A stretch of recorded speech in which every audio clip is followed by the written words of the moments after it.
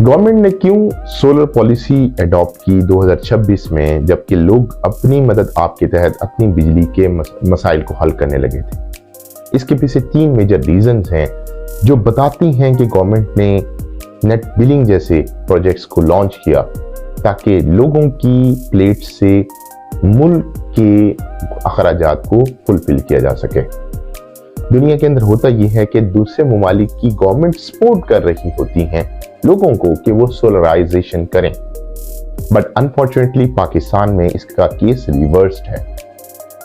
हम अगर एनालाइज करें कि गवर्नमेंट ने ये पॉलिसी क्यों अडॉप्ट की नेट बिलिंग जैसी, तो हम उसके पीछे 3 मेजर रीजन देखते हैं और उसमें से जो मेजर मोस्ट इंपॉर्टेंट रीजन है हम उसको भी डिस्कस करेंगे और उसके साथ साथ ये भी बताएंगे कि आप लोगों के पास अब अल्टरनेट सोल्यूशन क्या है जो आवाम अपनी मदद आपके तहत एनर्जी के चैलेंजेस से निकलना चाहती है। तो फर्स्ट एंड फॉरमोस्ट जो चैलेंज है गवर्नमेंट के पास वो ये है कि फाइनेंशियल प्रेशर का होना। गवर्नमेंट ऑफ पाकिस्तान का रिसेंट जो चैलेंज है उसमें सबसे बड़ा चैलेंज फाइनेंशियल प्रेशर है।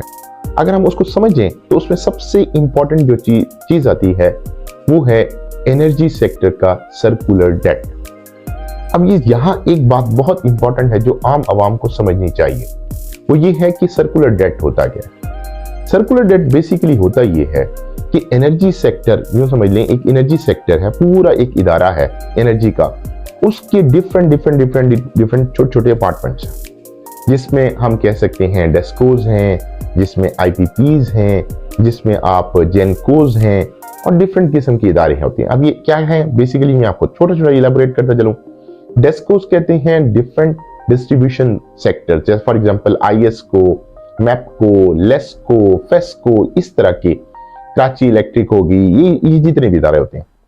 सिमिलरली इसके साथ साथ आप ये देखिएगा आईपीपीज होती हैं, इंडिपेंडेंट पावर प्रोड्यूसर्स होती हैं, प्राइवेट इदारे होते हैं, प्लस उसके साथ जेनकोज होते हैं, जनरेशन प्लांट्स होते हैं जो कि ऑयल एंड गैस पर बिजली प्रोड्यूस करते रहे हैं और कर रहे हैं। इन तमाम इदारों का एक पूरा नेटवर्क होता है जिसको एनर्जी सेक्टर हम कहते हैं। अब इस एनर्जी सेक्टर को चलाने के लिए होता यह है कि ये इदारा बेसिकली एनर्जी प्रोड्यूस करके पूरे मुल्क में देता है और फिर कलेक्शन करता है। और जब ये इदारा अपनी लिमिट से ज्यादा प्रोड्यूस कर रहा हो या उसकी प्रोडक्शन जितनी हो रही है उससे कम रिकवरी हो रही हो, अब अनफॉर्चुनेटली हो रही है कि गवर्नमेंट ऑफ पाकिस्तान के पास जो कर्जा है सर्कुलर डेट वो बढ़ता चला गया। इस एनर्जी सेक्टर का सर्कुलर डेट बढ़ता गया। हुआ ये कि वो circular debt day by day per month बढ़ता चला गया और वो इतना बढ़ चुका है इस टाइम कि अगर हम आज 2026 में एक्सप्रेस ट्रिब्यून की रिपोर्ट उठाकर देखें तो वो बताते हैं कि सर्कुलर डेट इस टाइम तकरीबन 2.5 ट्रिलियन डॉलर को हिट कर रहा है। ये इतना बड़ा है कि गवर्नमेंट ऑफ पाकिस्तान के पास इतना बड़ा सरमाया नहीं है कि वो अचानक इस अमाउंट को कम कर सके। तो वो क्या करने लगे हैं, वो अपना बर्डन आवाम पर डालने लगे हैं। किस तरह कि आप लोगों से पैसा लेकर इस सर्कुलर डेट को भी कम किया जा सके। वो कैसे?